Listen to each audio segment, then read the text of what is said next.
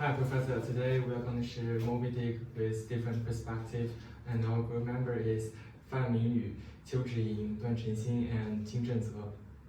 Before we begin our analysis, I'd like to offer a brief introduction of Moby Dick to help frame the themes we will explore. Moby Dick, published in 1821 by Herman Melville, followed by Ishmael, a sailor seeking adventure who joined the building ship Pequod.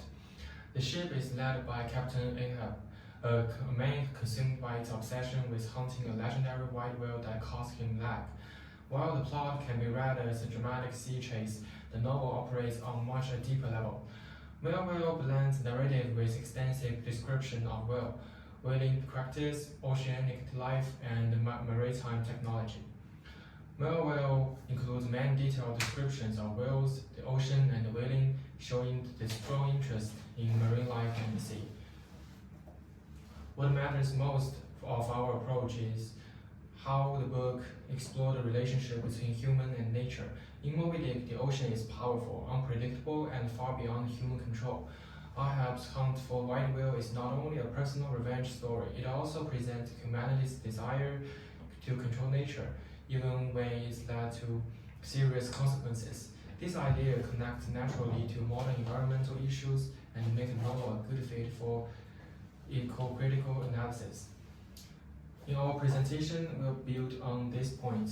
First, we'll use eco-criticism to look at how Melville describes the ocean, sea animals, and the destructive force of Ahab's obsession. Then, from the viewpoint of chemistry and environmental science, we'll discuss the chemical makeup of whale oil and environmental damage caused by 19th century whaling, and how these issues relate to today's concerns about ocean pollution and sustainability. So first is the eco-criticism. Eco-criticism is about how is nature written about. So before we start, we need to understand the definition about eco-criticism. The eco-criticism is a critical approach that asks how texts represent nature and how they shape our attitude towards the more than human world. In this part, there are some questions I will discuss. The first is, how does author, which is Herman Melville, describe the nature? The second is, what kind of human-nature relationship does he show? And in the end, I will try to approach which ism does author support. Is the anthropocentrism or ecocentrism? So first is how the author to describe the nature. At the beginning, the ocean was described as an endless and unknowable, which contain danger yet beautiful. As this word, yes, as everyone knows, meditation and water are wedded forever. In these words, the author didn't use direct words to describe the beauty of the nature. Instead, he connects the water with the meditation, bring the audience a special feeling about it. So, with the plot going on, when the author described the whale's business, he used a detailed describe, show the bloody vision about how this whale was being used as a resource and killed and separated into pieces. Like here, in the business of preparing the sperm whale for the tribers, first comes white horse. After being served from the whale, the white horse is first cut into portable oblongs ear, going to the mincer. This shows us the how the whale produced into product. And next is the Moby Dick, which as the main character is a dangerous whale with a special white cover. The author used many beautiful words to describe its white cover, white skin of the Moby Dick. He said, though in many natural objects witness refiningly enhance beauty, as if imparting some special virtue of its own, as in marble, japonicus, and pearls. he described a beautiful white whale. However, it's very abnormal that such a dangerous creature with this beautiful cover, like also what also said, this elusive quality it is which calls the soul of the witness when discovered from more kindly associations and coupled with any object terrible in itself, to hinten that terror to the furthest bounds.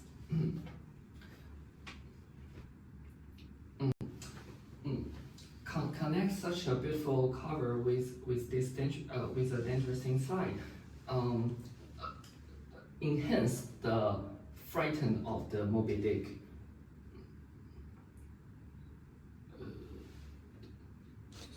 So next I was talking about the human and the nature's relationship, which shown by the author. At first, the novel shows three different understandings of the human-nature relationship, which separate into three stages. At first, is the Ishmael as the the teller in this story. In his thinking, nature is a refuge and companion, like what he said. Whenever it is a damp, deadly November in my soul, and then I count it high time to get to sea as soon as I can. At these stages, the relationship of human and nature are peaceful and friendly. However, when the plot going on, the whaling business shows that most of the people at that time, at 19th centuries, they think nature is just a resource. The only people need to do is to get the resource from the nature. Like the word we showed just now. Wealth as an important industrial resource was widely haunted by human at the time. At these stages, the relationship between human and nature are no longer friendly. It's become a getting and a warning. Yeah. So in the third stages is the Ahab, that crazy captain in this story. The only wishes of him is to kill the Moby Dick to revenge for his leg. At these stages, the relationship between nature and human are enemy, are full of hate. However, how can a human's power against with the power of nature? In the end, Ahab are dead. Also, his sailors, just like the anger from the nature. The Moby Dick killed them all, and only Ishmael alive in the end.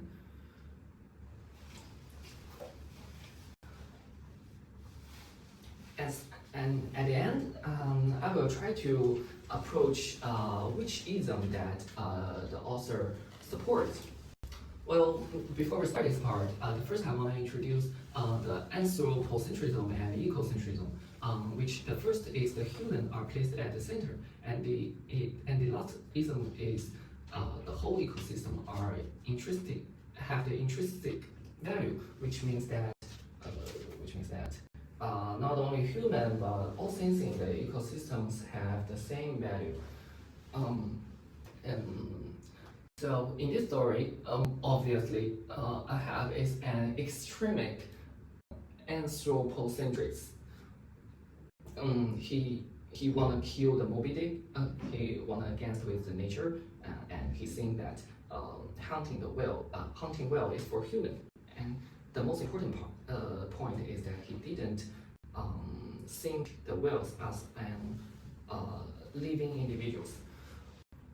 However, the bad ending of this story is a strong critic of anthropocentrism. So through this point, I think the author is a supporter of the ecocentrism. Well, though at that time the concept of ecocentrism didn't be published at 1851. However, the Herman Melville's words is very approach to the perspective of ecocentrism. In his novel, the humans are just part of the vast ecosystems, and also he support that the whales are no longer just resources, but some creature with the behavior and emotions, distinct individuals. Additionally, from seeing the world to processing it, the chemistry now structures the value. So this subtopic is called the microstructure. And this could be initially exemplified by the spermaceti. It's actually not a typical fat because it's rich in wax ester. The wax ester is a long-chain fatty alcohol. It's verified to long-chain acids. And this could be illustrated on the right side of this graph. It shows the synthesis of the wax ester. It's actually initially synthesized by an enzyme called wax ester synthase. It's an enzyme that composed of two parts. The first part is called the fatty acyl-CoA. The other part is called the fatty alcohol. And we can see the part that named fatty acyl-CoA is a coenzyme that help with the synthesis. And the high energy thought ester in fatty acyl-CoA plays an important role in releasing energy, which greatly helps with the synthase to finally synthesize the ester. And the fatty alcohol is actually synthesized through a reduction process. It's synthesized by the fatty acids, and after a reduction, it will be produced to aldehyde and consequently to alcohol. And at the end of the reaction, the coenzyme with the thioester ester will be released, and the wax ester was synthesized. So throughout this process, we can see that why the wax ester will be packed into older crystals and have a higher melting point than mixed triglycerides. And secondly, the microstructure matters. It has a higher melt, means it will drip slower. So tighter by packing means a cleaner and wider flame with lighter soot. So that's why in the story, the crews will squeeze the spermaceti because it will mechanically break in the crystal domains and expressing air and producing a denser, smoother wax that literally burns at premium quality. So through this, we could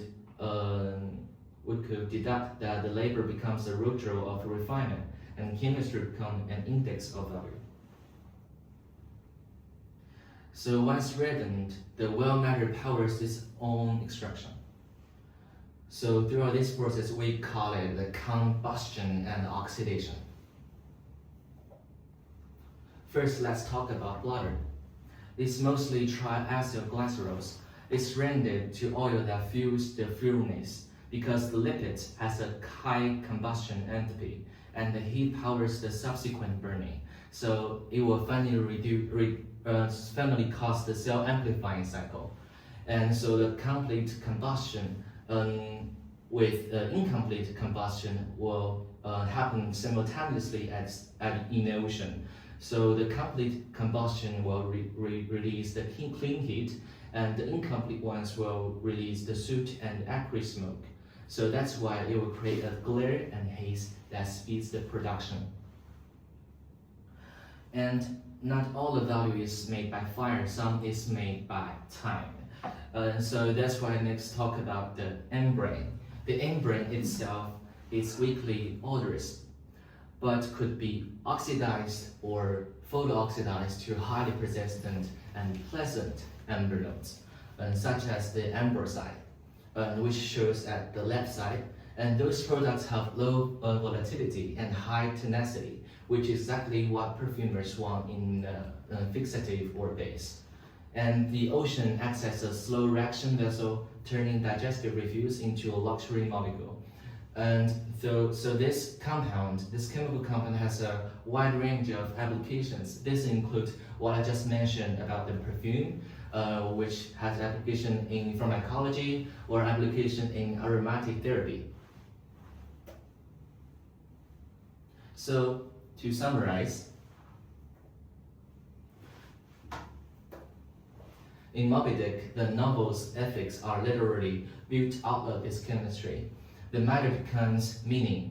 So reading the book through the physics and chemistry, let us see how the industrial world can turn life into light and then let that brightness hide its costs. So that's all for my sharing. Now I'll analyze Moby Dick from the perspective of environmental science. And I'll explain it by using EROI model and ecological costs. EROI model is the energy return on investment, which is an index of industrial ecology and sustainability science.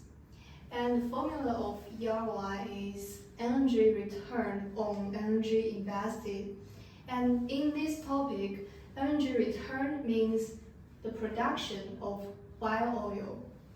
According to a wild oil production statistic in the Gulf of Mexico in the 19th century, the average production of wild oil is about 16.6 barrels. This means the average barrels of wild oil are only enough for a car to drive around the equator. I think that is too small. And energy invested is divided into two parts: direct energy consumption and indirect energy consumption. Direct energy consumption is industrial input, which includes ship manufacturing, fuel, port facilities, while product processing. And for the indirect energy consumption, this is meant for the crew consumables like clothing, food, resting, and transportation. I think in Moby Dick, the death of crew must be included. Wild oil was the main fuel in the early to mid 19th century, and it was not until late 19th century that petroleum was discovered and exploited. In contrast to wild oil, petroleum connection is carried out on land, which is relatively convenient. At the same time, compared to the single consumption of wild killing, which takes 2 to 4 years, the supply of petroleum is continuous. And the next part is ecological costs. According to American ecologist Lindemann's law, only 10% of the energy in the food chain is passed on the consumers. In the energy pyramid, the well is located at the top of the pyramid, and the energy of a well actually means 1,000 times more low-level energy. As a non-renewable and slow renewable energy, the process of wild oil is large quantities of extraction, short-term use, and discarded. That means we must kill more wells to maintain this energy, and which is anti-circular economy. While females and young are easy to kill, the production of whales is threatened, and whales almost become extinct in the 19th century. And the last part is literally imaginary connection. In the novel, as a source of life, wild oil lit up the world in the 19th century. However, from the environmental science perspective, Violin essentially extinguishes many of the valuable services such as currency functions that may be sustained by wild populations in marine ecosystem. And in literature, the symbol of Moby Dick is mystery and revenge. But in environmental science, the symbol of the Moby Dick is resistance and the counterattack of the over-demanded natural system. To conclude, our approach helps us see how Moby Dick connects eco-criticism and environmental chemistry, but it also has limits. Eco-critical reading may focus too much on natural symbolism and ignore other important parts of the story, like psychology, history, or religion. Our scientific explanations, such as how well oil made or how whaling affects the environment, also had to be simplified. And because Melville was a novelist, not a scientist, applying modern scientific theories to a 19th century book can feel forced. So our interpretation is useful, but not the only possible one. The novel can also be read in many different ways. Psychoanalytic reading might see Ahab's obsession as a sign of deep trauma or anxiety. A politic or economic reading could focus on how whaling reflects early global capitalization. The theoretical reading could explore the book's biggest question about fate, free will, and human limits. These different viewpoints show that Moby Dick is complex and cannot be explained by just one method. Even so, our studies show the value of combining literature with scientific perspectives. Literature helps us understand how people imagine they interact with nature, while scientific helps us think about real ecological impact and responsibility. Bringing these fields together gives us a deeper understanding of Moby Dick and how stories shape our attitude towards the environment and sustainability. Overall, this approach encourages both scholars and scientists to see close connection between culture and the natural world. Professor, this is our references. Thank you for watching.